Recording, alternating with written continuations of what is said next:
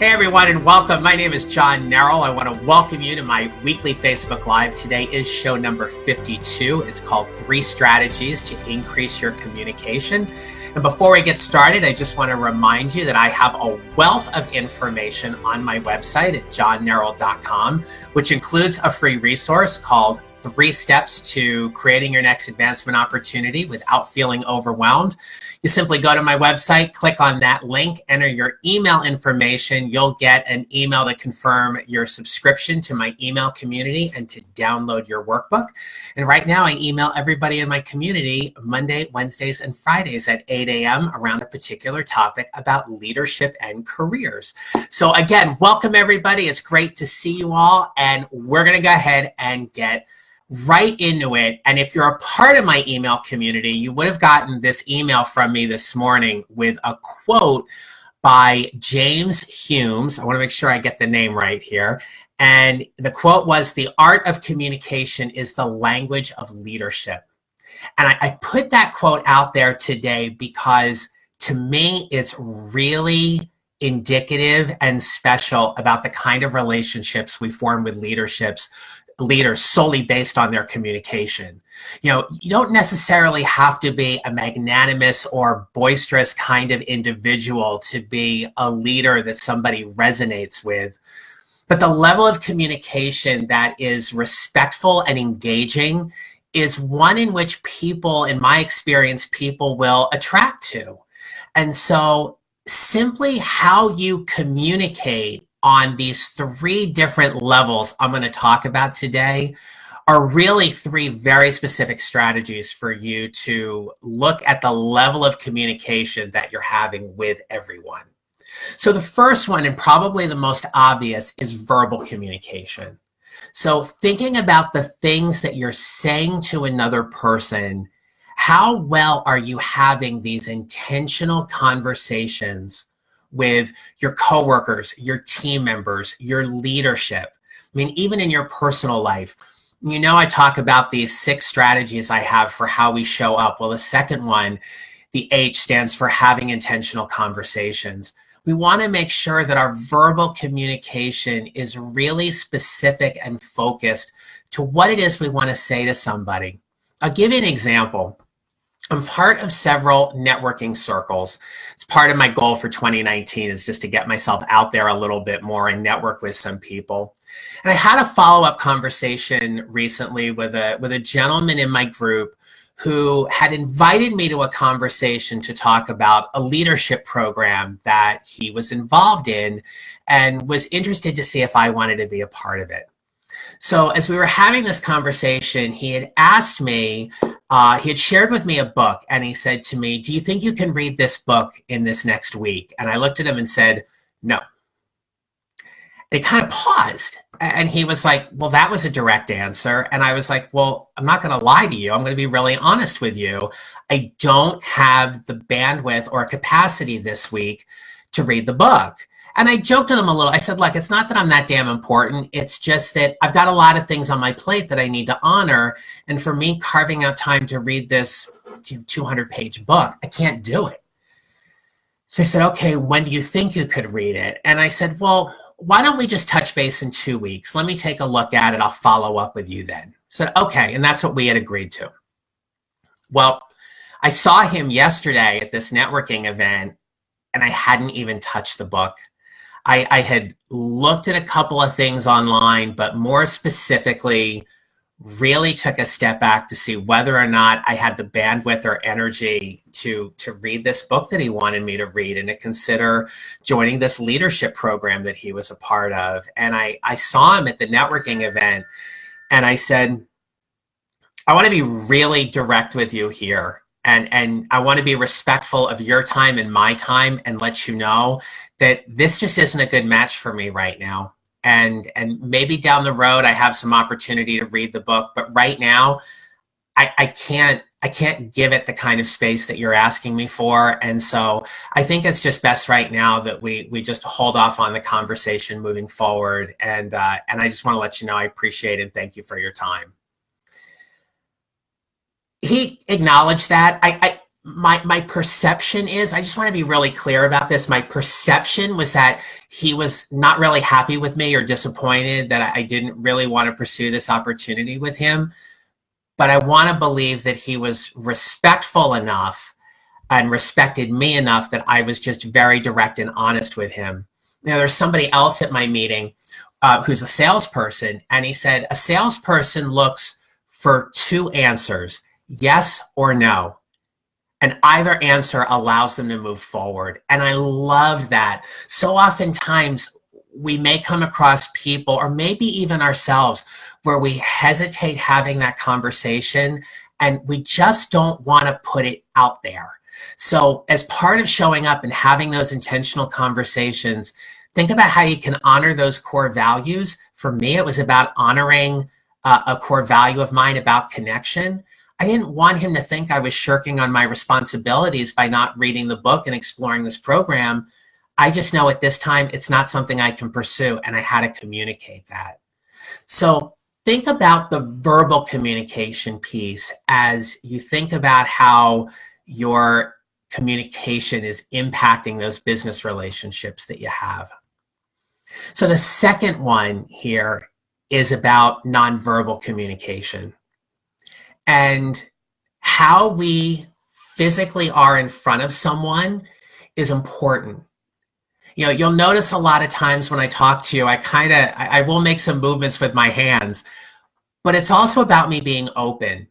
If you joined me in this space every week that I was on, and I sat there and I talked to you like this, and I was like, yeah, all right, so we're going to talk about communication today, and I'm sitting here like this is such a nonverbal position about me being not only closed, but defensive. So think about some of the conversations you're having with colleagues or people in the office, and think about it when people are standing there and they're talking to you like this. What are they annoyed about? What are they frustrated about? Or even, what are they angry about? So we're only responsible for how we can show up in those situations. And so having these intentional conversations means that we also have to be responsible for our nonverbal. So think about your posture. Think about how you are standing or sitting across from someone. Research has shown that in any kind of interpersonal communication, when people are leaning in, they tend to be more engaged, as to those people that kind of sit back and lean back kind of a thing, where they're just really more relaxed or not as engaged in the conversation. We like to go out to eat a lot, and I'm kind of one of those people that I love watching other people and just kind of seeing what's going on. But last week we had gone out to dinner, and there were two people sitting in a booth across from us, and it just kind of figured it was like a first date, and they were sitting there, and you could just tell by like how they were leaning in or how they were pulling back was really all about that level of engagement in those kind of situations. So I'm just inviting you this week to be a little more aware or in tune about your own nonverbal communication, but also try to tap in and see what you're thinking or seeing in the nonverbal communication of others. And see, have a little fun with that, but just kind of see where the level of engagement is. Because when we communicate, we have to keep in mind that it's our verbal as well as our nonverbal communication that really helps us impact the level of connection we're making in the conversation. And the last thing, and this is something which we'd have a very different conversation about this 20 years ago, is electronic communication. Recently, I've sent a few greeting cards out to people, and there's something to me that's very special about a handwritten note and doing all of that. But in today's technology age, where we tend to communicate a lot through email as well as by text, we have to talk about how our level of electronic communication is impacting our business relationships. When I had staff that I was directly working with and managing, one of the things that I emphasized to them is that you can never decipher tone correctly in an email. How many times have you ever gotten an email and read it and was like, huh, What do they mean by that? When you send an email, you may be thinking that the tone is really, really clear, or the language is very clear and specific about what you're trying to communicate, but the other person who's receiving it may not. We need to be really, really careful about our connections that we make electronically, especially when we are seeking clarification, or there truly is a need to have a more courageous, candid type conversation in that. If you're physically in the same office, I encourage you to get up, go talk to somebody in their office, knock on their door and ask them if they have a couple minutes for a conversation. If they do, they'll invite you in, and if they don't, they'll ask you for a time to follow up. It's so easy for us these days to hide behind the screen and text a message so we don't end up having to physically talk to somebody. How does our level of communication, and more significantly, the impact of our connections we're making through our communication, change if we just interfaced with each other personally through face-to-face conversations, or if they're remote, by phone or video conferencing? It's so hard and difficult to undo the damage when an email lands incorrectly. Remember that our relationships and our connections are based on trust. How well are you able to really connect with somebody based on that high level of trust? So if you're shooting off an email and you're just ticked off and angry at somebody, pause and ask yourself is whether or not it's really the best thing for you to send that email. Because once you hit it, it's gone. I may have shared this story with you before. It's one of my favorite stories because I just learned so much about it, but I'm just going to share it again really quickly. I had sent an email to a colleague of mine one time in our intranet, and I was expressing my frustration that my boss had not thanked me or acknowledged me for putting on a professional development workshop for our staff in the community 3 weeks prior. And just as I was emailing her, an email from my boss came in. And I wasn't real happy with the email he sent anyway, because he was like, thank you for putting on an entertaining workshop. And I was like, what happened to educational and informative, which was what I was going for. And so as I was sending this email to my friend, my colleague, I wrote, hey, just got an email from the Big Cheese. He said, thanks for my workshop being entertaining. Whatever happened to educational and informative? Well, when I click send, and because of our email system, the way it was, you just clicked on the name. His name was directly above hers, and I clicked on his name and sent it to him. I did the worst thing you could possibly do in that moment was I sent him an email and said, don't open it. It was totally a rookie mistake. I mean, if somebody sent you an email and they were like, don't open it, what are you going to do? You're going to open it. And of course he did. And he was very upset with me.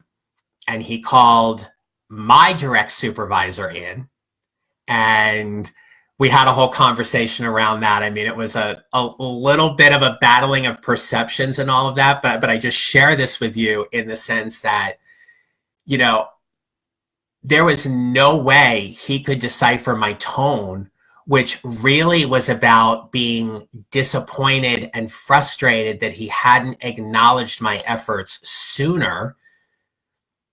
What he took it as, quite honestly, was me being insubordinate. And I got really close to getting an insubordinate letter put in my file because he did not like the way I communicated that to him. Well, it wasn't really to him, it was to somebody else, but I was the yutz that accidentally sent it to him. What I learned from that moment is that you really can't decipher tone. You're not responsible for how the other person receives your words in an electronic message. So I always encourage people to pause have somebody else read it. Have somebody else give you feedback on that exchange before you send it. And this is the most important thing, if there is any doubt whatsoever that you think the other person may not receive your words as intended, don't send it. And in fact, I invite you to consider picking up the phone or having a face-to-face conversation with that person to really make a more meaningful and deeper connection with them, as opposed to just electronically sending your thoughts.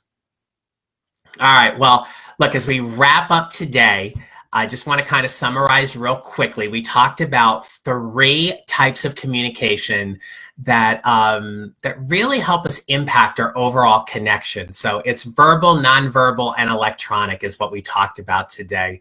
If you want to have a larger conversation on these, feel free to reach out to me at john@johnneral.com. I'm happy to have a conversation with you and see how we can work together to help you show up more professionally and energetically in your career and help you increase those kind of levels of communication. If you're liking this video if you're watching this video on YouTube, rather, hit the like button or subscribe to my channel and get updates when I post new videos. If you're watching this on Facebook, hit the like button, share with someone who you think's going to enjoy it, and be safe. Be warm if you are watching this in the colder climates of our country today, which I think is pretty much everybody's freezing right now. And I wish you all a great rest of the week, and stay tuned to some emails and some posts for next week, because I got something a little bit different coming. All right, take care, everybody. Have a good rest of the day. Bye. Thanks.